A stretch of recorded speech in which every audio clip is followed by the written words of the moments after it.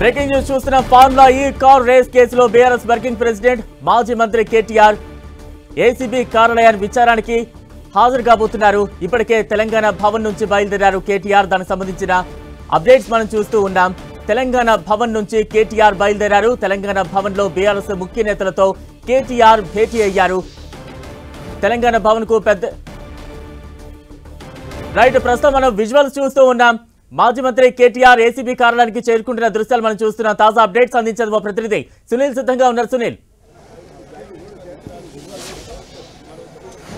Formula ఈ car race కేసులో మాజీ మంత్రి BRS working president KTR ACB కార్యాలయానికి చేరుకున్న విజువల్స్ మనం 10 టీవీ స్క్రీన్ మీద మనం చూడొచ్చు. ప్రస్తుతం ఏసీబీ కార్యాలయం లోపలికి తన కాన్వాయ్ వెళ్తుంది. ఏసీబీ కార్యాలయం లోపలికి వెళ్తున్నటువంటి కేటీఆర్ని మనం విజువల్స్లో చూడొచ్చు. ప్రస్తుతం ఈ కార్ రేస్ కేసులో రెండోసారి ఏసీబీ విచారణకు కేటీఆర్ హాజరు కావడం జరిగింది. మొదటి నుంచి కూడా ఈ ఫార్ములా కార్ రేస్ కేసులో కేటీఆర్పై అనేక అభియోగాలు కూడా వినపడుతున్నాయి. దాదాపు మొత్తం కూడా కేటీఆర్ ఈ యొక్క కేసులో కీలక పాత్ర పోషించాలంటూ కూడా గతంలోనే అనేక ఆరోపణలు పెట్టారు. ఈ నేపథ్యంలోనే 2024లో ఇచ్చినటువంటి ఫిర్యాదు మేరకు అక్టోబర్ 18న ఏసీబీ అధికారులకు దాన కిషోర్ అప్పుడు ఫిర్యాదు చేశాడు. ఈ ఫిర్యాదు మేరకు ఏసీబీ అధికారులు కేసు నమోదు చేసుకొని ఈ కేసులో దాదాపు 13+1, 13+2తో పాటు 409, 120B అంటే నేరపూరితమైనటువంటి కుట్రతో పాటు పలు సెక్షన్ల కింద అవినీతి నిరోధక సంబంధించిన కొన్ని సెక్షన్స్ కూడా యాడ్ చేస్తూ ఈ కేసులో A1గా కేటీఆర్ని పొందుపరిచారు. A2గా ఐఏఎస్ సీనియర్ ఐఏఎస్గా ఉన్నటువంటి అరవింద్ కుమార్ని, A3గా బిఎన్ఎన్ రెడ్డిని ఈ కేసులో పోలీసు ఏసీబీ అధికారులు నమోదు చేయడం జరిగింది. మొత్తం మీద రెండో రోజు మనం చూడొచ్చు. జనవరి 9వ తారీఖున 6:30 గంటల పాటు కేటీఆర్ని విచారించి స్టేట్మెంట్ తీసుకున్నటువంటి ఏసీబీ అధికారులు ఈ రోజు మరొకసారి కేటీఆర్ని విచారించి అతని యొక్క స్టేట్మెంట్ కూడా నమోదు చేసుకునే అవకాశం ఉంది. మరి ఈ రోజు కేవలం విచారణ మాత్రమే జరిపిస్తారా లేదా కేటీఆర్ని అరెస్ట్ చేసి మరి జ్యుడిషియల్ రిమాండ్కి తరలిస్తారనేది కూడా ఒక రాజకీయంగా తీవ్ర చర్చనీయాంశంగా మారినటువంటి పరిస్థితి కనబడుతుంది. కొద్దిసేపటిమే మాజీ మంత్రి బీఆర్ఎస్ వర్కింగ్ ప్రెసిడెంట్ కేటీఆర్ మీడియాతో మాట్లాడుతూ కేవలం రాజకీయ కక్ష సాధింపు చర్యలో భాగంగానే తనపై ఈ విధంగా కేసులు పెట్టి అక్రమ కేసులు పెట్టి విచారణ పేరుతో కాలయాపన చేస్తున్నారు. 6 గ్యారంటీలని అమలు చేయాలని ఎక్కడైతే తాము డిమాండ్ చేస్తున్నామో వాటిని డైవర్షన్ చేయడం కోసమే అటు ముఖ్యమంత్రి రేవంత్ రెడ్డి ఇదంతా కూడా పక్కదారి పట్టించే ప్రయత్నం చేస్తున్నట్టు కూడా కొద్దిసేపటిమే బీఆర్ఎస్ వర్కింగ్ ప్రెసిడెంట్ కేటీఆర్ కూడా మీడియాతో మాట్లాడి ప్రస్తుతం అయితే ఏసీబీ కార్యాలయంకు కేటీఆర్ చేరుకున్నారు. అతనితో పాటు తన న్యాయవాది కూడా చేరుకున్నారు. కానీ న్యాయవాదిని మాత్రం కేవలం విజిబుల్ గా మాత్రమే ఆలోచిస్తారు. లోపలికి అంటే విచారణ జరిగేటువంటి దర్యాప్తు రూమ్ లోకి మాత్రం ఎవరిని కూడా ఆలోచించారు. రితిరాజ్ ఈ కేసులో ఉన్నటువంటి జాయింట్ డైరెక్టర్ గా ఉన్నటువంటి రితిరాజ్ కావచ్చు, డిప్యూటీ డైరెక్టర్ తరుణ్ జోష్ కావచ్చు, అదేవిధంగా మాజిద్ కావచ్చు, వీరందరి నేతృత్వంలో కేటీఆర్ మాత్రం సుదీర్ఘంగా స్టేట్మెంట్ నమోదు చేసుకునే అవకాశం ఉంది. సునీల్, అంటే ఇప్పటికే కేటీఆర్ జనవరి 8వ తారీఖున విచారణకు హాజరయ్యారు. ఏసీబీ విచారణకు సుదీర్ఘ సమయం పాటు ప్రశ్నలు సంధించింది. అయితే కేటీఆర్ విచారణ తర్వాత కూడా చెప్పారు, ఏసీబీ అధికారుల ప్రశ్నలు ప్రతి దానికి కూడా నేను వివరంగా సమాధానం ఇచ్చానన్నారు. మరి ఈ రోజు విచారణలో ఎటువంటి అంశాలు కేటీఆర్ నుంచి ఏసీబీ రాబట్టబోతోంది? ఖచ్చితంగా కేటీఆర్ దగ్గర నుంచి కూడా కీలక ఆధారాలు కూడా సేకరించే అవకాశం ఉంది. మనం గతంలో చూసాము కేటీఆర్ సంబంధించినటువంటి అనేక ప్రశ్నలు కూడా సంధించారు. మొదటి నుంచి కూడా 55 కోట్ల విదేశీ కంపెనీకి ఎందుకు నిధులు చెల్లించారు, ఇది నిబంధనలకు విరుద్ధమని మీకు అసలు తెలియదా లేదా అన్నదానిపై కూడా పూర్తిగా ఏసీబీ అధికారులు కేటీఆర్ ని ప్రశ్నించే అవకాశం. మరోవైపు ఆర్బీఐ పర్మిషన్, ఒక విదేశీ కంపెనీలకు డబ్బులు డైవర్ట్ చేసే విషయంలో ఆర్బీఐ ఖచ్చితంగా పర్మిషన్ తీసుకోవాల్సినటువంటి అవసరం ఉంటుంది. కానీ ఎందుకు ఆర్బీఐ అనుమతి తీసుకోలేదనే అంశాలపై కూడా ఈ రోజు కేటీఆర్ ని ఏసీబీ అధికారులు ప్రశ్నించే అవకాశం. మరోవైపు ఏదైనా సంస్థతో ఒప్పందం చేయాలంటే దానికి క్యాబినెట్ అంటే మంత్రివర్గ సంబంధించినటువంటి అనుమతి ఖచ్చితంగా తీసుకోవాలి. కానీ క్యాబినెట్ ఆమోదం లేకుండా నిధులు ఎందుకు మళ్లించారు, ఇదంతా కూడా మీ ప్రోద్బలంతోనే నిధులు మళ్లించారు, ఇది వాస్తవమా, మీ ప్రోద్బలంతోనే నిధులు మళ్లించారు, ఇది వాస్తవమా కాదా అన్న అంశాలపై కూడా ఏసీబీ అధికారులు ఈ రోజు కేటీఆర్ ని సుదీర్ఘంగా ప్రశ్నించే అవకాశం ఉంది. మరోవైపు ఆర్థిక శాఖ పర్మిషన్ తీసుకున్నారా లేదా, ఒకవేళ తీసుకోలేదని అధికారులు చెప్తున్నారు, తీసుకోకపోతే ఎందుకు తీసుకోలేదు, అసలు తీసుకున్నారా లేదా అనే అంశాలపై కూడా ఈరోజు మరొకసారి పూర్తిగా కేటీఆర్ ని ప్రశ్నించి అతని యొక్క స్టేట్మెంట్ కూడా నమోదు చేసుకునే అవకాశం ఉంది. మరోవైపు ఈ ఫార్ములా కేసు సంబంధించిన విషయంలో అగ్రిమెంట్లు కావచ్చు, చెల్లింపులు కావచ్చు, అసలు మీ ఆధ్వర్యంలో జరిగాయా లేదా అధికారుల శాఖ వివిధ అధికారుల మధ్య జరిగాయా అన్న దానిపై కూడా పూర్తిగా కేటీఆర్ ని ప్రశ్నించే అవకాశం ఉంది. కేటీఆర్ ఆదేశాల మేరకే ఈ యొక్క డబ్బులు మొత్తం కూడా రిలీజ్ చేశారు.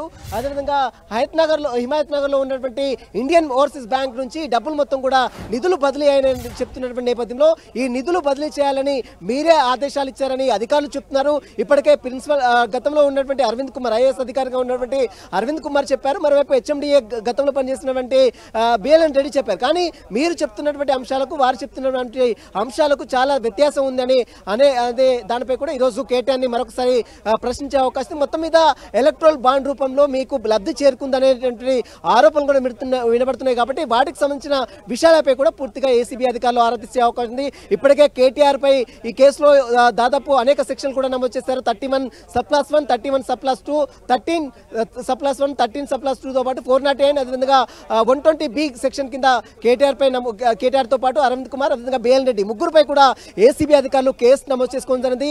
ఇక ఈ రోజు మరి కేవలం విచారణ పిలిచి విచారిస్తారా లేదా అతని స్టేట్మెంట్ నమోదు చేసుకున్న తర్వాత మరి కేటీఆర్ పై ఈ రోజు ఏమైనా ఏసీబీ అధికారులు చర్యలు తీసుకుంటారా అనేది కూడా ఇప్పుడు ఒక రాజకీయంగా తీవ్ర ఆసక్తి నెలకొని చెప్పవచ్చు.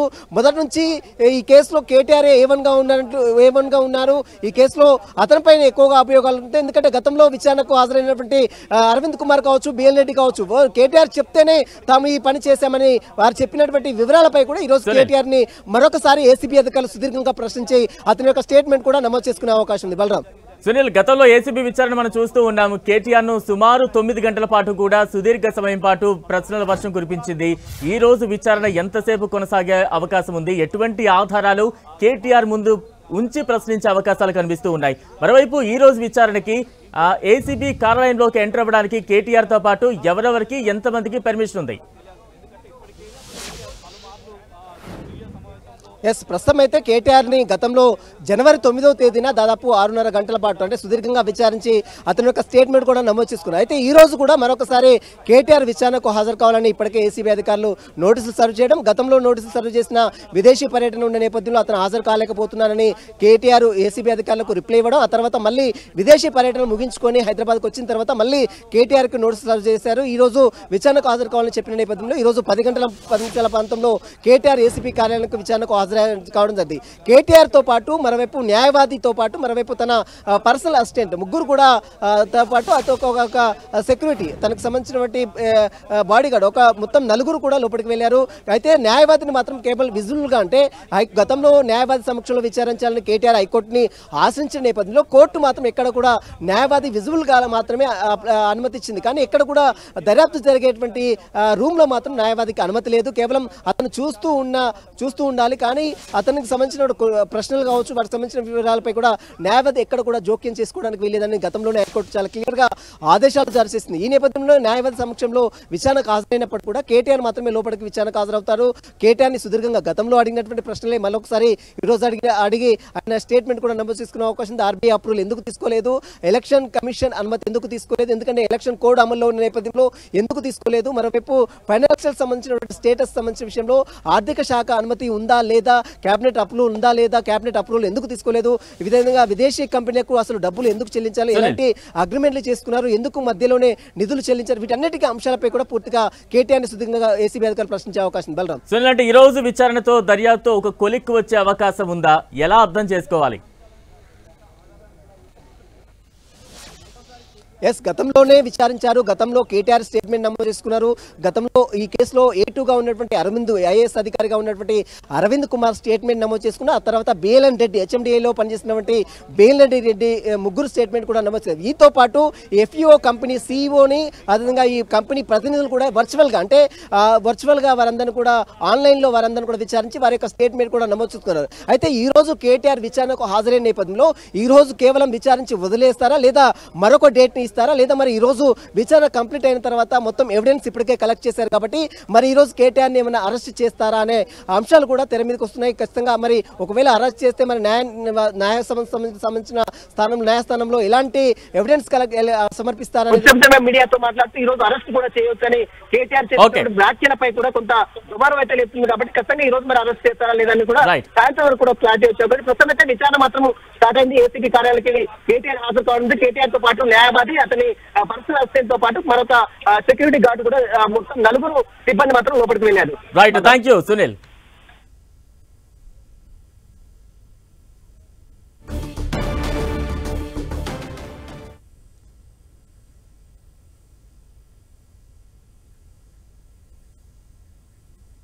రైట్, కొద్దిసేపటి క్రితమే మాజీ మంత్రి కేటీఆర్ ఏసీబీ విచారణకు హాజరయ్యారు. అయితే ఏసీబీ విచారణకు హాజరవ్వడానికి ముందు తెలంగాణ భవన్ కు చేరుకున్న కేటీఆర్ మీడియాతో కీలక వ్యాఖ్యలు చేశారు. అసలు ఆయన ఏం మాట్లాడారు ఇప్పుడు ఒకసారి చూసే ప్రయత్నం చేద్దాం. ఇవాళ ఏసీబీ ముందుకి విచారణకు పిలిపించి కొంత మానసికంగా రాక్షసానందం పొందుతూ ఉండవచ్చు, అవసరమైతే అరెస్ట్ కూడా చేస్తారు కావచ్చు. కానీ ఒకటి పక్క, తెలంగాణ కోసం గతంలోనే జైలుకు పోయి వచ్చిన వాళ్ళం. హైదరాబాద్ బ్రాండ్ ఇమేజ్ను పెంచే ప్రయత్నంలో భాగంగా హైదరాబాద్ బ్రాండ్ని కాపాడే క్రమంలో తీసుకున్న ఒక నిర్ణయం వల్ల మళ్ళీ జైలుకు పోవాల్సి వచ్చినా భయపడేది లేదు. ఒకసారి కాదు 100 సార్లు అయినా జైలుకు పోతాం, కానీ వదిలిపెట్టాం కాంగ్రెస్ ప్రభుత్వాన్ని, కాంగ్రెస్ పార్టీని. మీరిచ్చిన 420 హామీలు, మీరిచ్చిన దొంగ 6 గ్యారంటీలు, మీరిచ్చిన డిక్లరేషన్లు, ఇవాళ మీరు లోకల్ బాడీ ఎన్నికలకు సిద్ధమవుతా ఉన్నారని చెప్పి వార్తలు వస్తూ ఉన్నాయి. రేవంత్ రెడ్డి గారు నిన్ను మొత్తం రాష్ట్రంలోని బీసీ వర్గాల ప్రజలందరూ గమనిస్తున్నారు. 42% రిజర్వేషన్ ఇచ్చి 42% రిజర్వేషన్ ఇస్తాం అని కామారెడ్డి డిక్లరేషన్లో చెప్పి మోసం చేసి ఈరోజు స్థానిక సంస్థల ఎన్నికలకు మరి రిజర్వేషన్ ఇవ్వకుండానే పోతున్న వైనాన్ని కూడా బీసీలు గమనిస్తూ ఉన్నారు. రైతు బంధు పేరిట ఎలక్షన్ బంధుగా మార్చి ఎలక్షన్లు వచ్చినప్పుడు మాత్రమే రైతు బంధు వేస్తున్న విషయాన్ని రైతులు గమనిస్తున్నారు. నెలకు 2500 ఎగ్గొట్టిన విషయాన్ని ఈ రాష్ట్రంలోని మహిళలు గమనిస్తూ ఉన్నారు. 2 లక్షల ఉద్యోగాలని చెప్పి నువ్వు చేసిన మోసాన్ని ఈరోజు రాష్ట్రంలోని యువత గమనించింది. కాబట్టే నీ దగ్గర చెప్పుకోవడానికి సమాధానం లేదు, చెప్పుకునేందుకు ఏమీ లేదు. కాబట్టి ఏం చేయాలి, నువ్వు ఏదో ఒక డైవర్షన్ మీద, ఏదో ఒక రకంగా ఒక కమిషన్ అని, ఎంక్వైరీ అని, ఏదో జరిగిందని, ఇదిగో పులి అంటే అదిగో తోక అని, నువ్వేమో దున్నపోతు తినిందనగానే నీకు తయారుగా నీ జోడీదారు బీజేపీ రెడీగా ఉన్నాడు. నువ్వు దున్నపోతు తినిందనగానే వాడు దుడ్డని కట్టేయని వాడికి వస్తాడు. మీ ఇద్దరి దొంగ భాగవతం, మీ ఇద్దరి దొంగ నాటకాలు తెలంగాణ ప్రజలకు అర్థమైనాయి. మేము మాత్రం వాళ్ళ పెడితే గిడితే ఒక వ్యక్తినో 2 వ్యక్తులను జైల్లో పెడతాం, కానీ లక్షలాది మంది కేసీఆర్ సైనికులను టచ్ చేసే ధైర్యం నీకు లేదు. తెలంగాణ ప్రజలకు రక్షణ కవచంలాగా ఆనాడు ఉన్నది టీఆర్ఎస్ఏ, ఈరోజు ఉండేది బీఆర్ఎస్ఏ, రేపటికి కూడా స్వీయ రాజకీయ అస్తిత్వమే శ్రీరామ రక్ష అనే విధంగా ముందుకు పోతాం. నువ్వు ఒక్కసారి కాదు 100 సార్లు పిలిచినా వస్తా, 100 సార్లు నిజమే చెప్తా. నువ్వు లై డిటెక్టర్ పరీక్షకు నీకు దమ్ముంటే నువ్వు మగాడివైతే రా, రాష్ట్ర ప్రజలందరూ చూస్తుండగా లై డిటెక్టర్ కూడా రెడీ. నువ్వు ఒక కేసు కాదు ఇంకో 1000 కేసులు పెట్టినా మేము ప్రశ్నించడం బంద్ చేయం, కొట్లాడడం బంద్ చేయం, తెలంగాణ ప్రజల తరపున నిలదీయడం బంద్ చేయం. నువ్వు వేధింపులతో కేసులతో ఏదో సాధిస్తాననుకుంటే నువ్వు సాధించేదేమీ లేదు. అన్నిటికీ తెగించే కొట్లాటకు ముందుకొచ్చినాం, తప్పకుండా అన్ని ఎదుర్కొంటామని చెప్పి మీ అందరికి తెలియజేస్తూ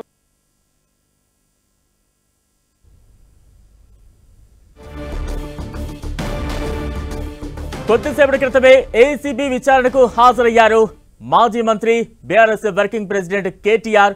అయితే అంతకుముందు తెలంగాణ భవన్ కు చేరుకున్నారు.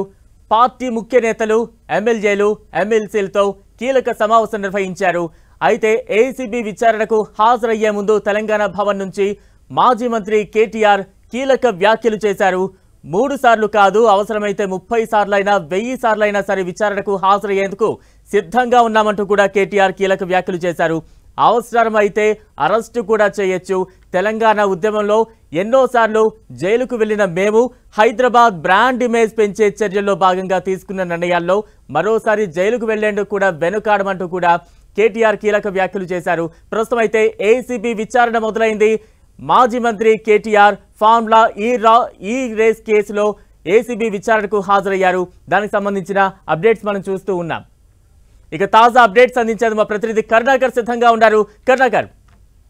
ఎస్ బలరాం, కాసేపటి క్రితమే మాజీ మంత్రి కేటీఆర్ ఏసీబీ విచారణకు హాజరయ్యారు. మనం చూస్తున్నాం, విచారణకు హాజరయ్యే ముందు ఆయన నందినగర్ నివాసానికి వెళ్లారు. మాజీ సీఎం కేసీఆర్తో ప్రత్యేకంగా భేటీ అయ్యారు. గతంలో విచారణకు సంబంధించి ఈ రోజు విచారణ ఎట్లా జరగబోతుందన్న అంశాలపై కేసీఆర్తో చర్చించిన పరిస్థితి మనం చూస్తున్నాం. ఆ తర్వాత తెలంగాణ భవన్కు చేరుకున్న తర్వాత కూడా మాజీ మంత్రి హరీష్ రావుతో పాటు ఎమ్మెల్యేలు, ముఖ్యమైన నేతలతో కూడా కేటీఆర్ చర్చించారు. పెద్ద ఎత్తున కేటీఆర్ ఏసీబీ విచారణకు హాజరవుతున్న నేపథ్యంలో పెద్ద ఎత్తున ఎమ్మెల్యేలు కావచ్చు, ఎమ్మెల్సీలు కావచ్చు, ముఖ్యమైన నేతలు, కార్యకర్తలు తెలంగాణ భవన్కు చేరుకున్న పరిస్థితిని మనం చూస్తున్నాం. ఏసీబీ విచారణకు హాజరయ్యే ముందు కేటీఆర్ మీడియాతో మాట్లాడారు. చాలా విషయాలైన మీడియాకు చెప్పారు. అందులో ప్రధానంగా రేవంత్ రెడ్డి ప్రభుత్వం తనపై కావచ్చు, కేసీఆర్ పై కావచ్చు, బీఆర్ఎస్ నేతలపై కేసులు విచారణలకు ఆదేశించి రాక్షస ఆనందం పొందుతుందని చెప్పి కేటీఆర్ పెద్ద ఎత్తున ఆగ్రహం వ్యక్తం చేశారు. ఏసీబీ ఒక్కసారి కాదు, 2 సార్లు కాదు, 100 సార్లు పిలిచినా విచారణకు హాజరవుతానని చెప్పి, ఎన్నిసార్లు పిలిచినా విచారణకు వస్తానని చెప్పి కేటీఆర్ చెప్పిన పరిస్థితిని మనం చూస్తున్నాం. ఏసీబీ కేసులో ముఖ్యమంత్రి రేవంత్ రెడ్డి కూడా ఉన్నారు. తానుపై ఏసీబీ కేసు పెట్టి రాక్షసాలను పొందుతున్నారు. లైవ్ డిటెక్టర్ టెస్ట్ కూడా తాను సిద్ధమని చెప్పి రేవంత్ రెడ్డికి కేటీఆర్ సవాల్ విసిరిన పరిస్థితిని మనం చూస్తున్నాం. కాబట్టి ఇప్పటికీ ఇది రెండోసారి కేటీఆర్ ఏసీబీ విచారణకు హాజరు కావడం. గతంలో జనవరి 9న కేటీఆర్ ఒకసారి ఏసీబీ విచారణకు హాజరయ్యారు. దాదాపు 9 గంటలకు పైగా ఏసీబీ విచారణలో పాల్గొన్నారు. ఏసీబీ అడిగిన ప్రశ్నలన్నీ కూడా సమాధానం చెప్పారు. ఇప్పుడు రెండోసారి ఏసీబీ ముందుకు కేటీఆర్ వెళ్లారు.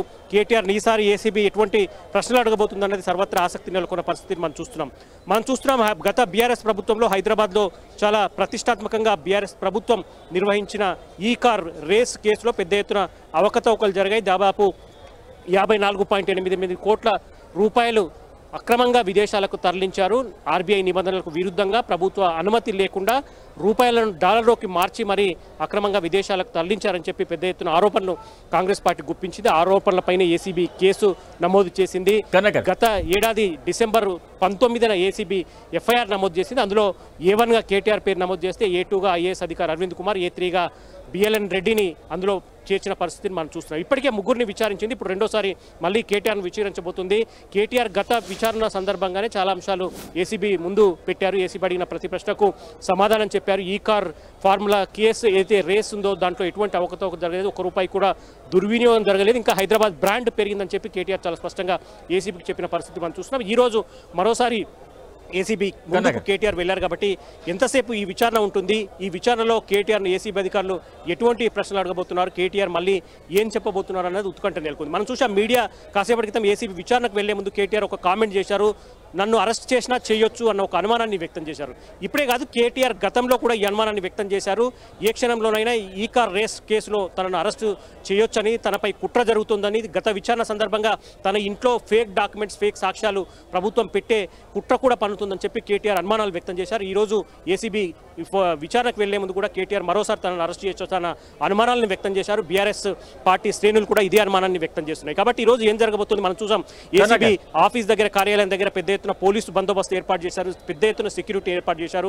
కాబట్టి విచారణ తర్వాత కేటీఆర్ నిజంగానే ఆయన అనుమానం వ్యక్తం చేస్తున్నట్టు బీఆర్ఎస్ శ్రేణుల్లో ఆందోళన నెలకొన్నట్టు ఆయన అరెస్ట్ చేస్తారా, లేదంటే ఈరోజు విచారణతో సరిపెట్టి మళ్ళీ మిగతా సాక్షులు ఎవరైతున్నారో అరవింద్ కుమార్ కావచ్చు, రెడ్డి కావచ్చు, వాళ్ళందరినీ కూడా విచారించిన తర్వాత ఏసీబీ ఎటువంటి స్టెప్ వేస్తుందన్న దానిపై ఇటు బీఆర్ఎస్ వర్గాల్లో, రాజకీయ వర్గాల్లో కొంత ఉత్కంఠ నెలకొన్న పరిస్థితిని మనం చూస్తున్నాం. బలరాం కన్నగర్, అంటే ఈ రోజు ఏసీబీ విచారణ ప్రాసెస్ ఏ రకంగా ఉండబోతోంది? ఎందుకంటే గతంలోనే మనం చూసాం, సుదీర్ఘ సమయం పాటు విచారణ సాగింది. కేటీఆర్ విచారణ అనంతరం కూడా చెప్పారు, ఏసీబీ అడిగిన ప్రతి ప్రశ్నకు నేను సూటిగా సమాధానం చెప్పాను, చాలా క్లియర్ కట్ గా అన్ని కూడా వివరించారంటూ కూడా కేటీఆర్ చెప్పే ప్రయత్నం చేశారు.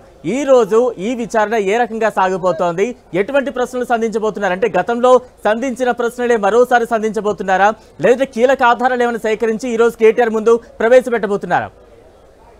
ఖచ్చితంగా ఏసీబీ అంటే ముందు నుంచి కూడా బీఆర్ఎస్ హయాంలో జరిగిన ఈ కార్ రేసు విషయంలో కాంగ్రెస్ ప్రభుత్వం ఒకటే అనుమానాన్ని వ్యక్తం చేస్తోంది. అందులో ప్రధానంగా సుమారు 55 కోట్ల రూపాయలను అక్రమంగా, నిబంధనలకు విరుద్ధంగా విదేశ సంస్థకు చెల్లించారని చెప్పి ప్రధానమైన ఆరోపణపైనే ఏసీబీ ఎఫ్ఐఆర్ నమోదు చేసింది. అందుకు సంబంధించిన సెక్షన్ల మేరకు 2 సెక్షన్ల మేరకు ఎఫ్ఐఆర్ నమోదైంది. అందుకు సంబంధించే ఇప్పుడు విచారణ కొనసాగుతుంది. అందులో ప్రధానంగా ఏదైతే ఈ కార్ రేసుకు సంబంధించి 55 కోట్ల రూపాయలు ఆర్బీఐ నిబంధనలకు విరుద్ధంగా హెచ్ఎండిఏ బ్యాంక్ అకౌంట్ నుంచి అది కూడా డాలర్ల రూపంలో విదేశీ సంస్థకు తరలించారని చెప్పి ప్రధాన అభియోగం. దానిపైనే కేటీఆర్ గత విచారణలో చాలా స్పష్టంగా ఏసీబీకి సమాధానం చెప్పారు. నిబంధనల మేరకే ఆ డబ్బులు చెల్లించామని చెప్పి, ఎటువంటి ₹1 కూడా ప్రభుత్వానికి నష్టం రాలేదని చెప్పి కేటీఆర్ చాలా స్పష్టంగా చెప్పారు. అయితే గత విచారణ సందర్భంగా అప్పుడు మున్సిపల్ శాఖ ప్రిన్సిపల్ సెక్రటరీగా పనిచేసిన అరవింద్ కుమార్ విచారణ సందర్భంగా అన్నీ కూడా కేటీఆర్ ఆదేశాల మేరకే, ఈ కార్ రేసు మొదలు నుంచి ఆ డబ్బులు ట్రాన్స్ఫర్ చేసే వరకు అన్ని కేటీఆర్ ఆదేశాల మేరకే జరిగాయని చెప్పి ఆయన విచారణలో చెప్పినట్టు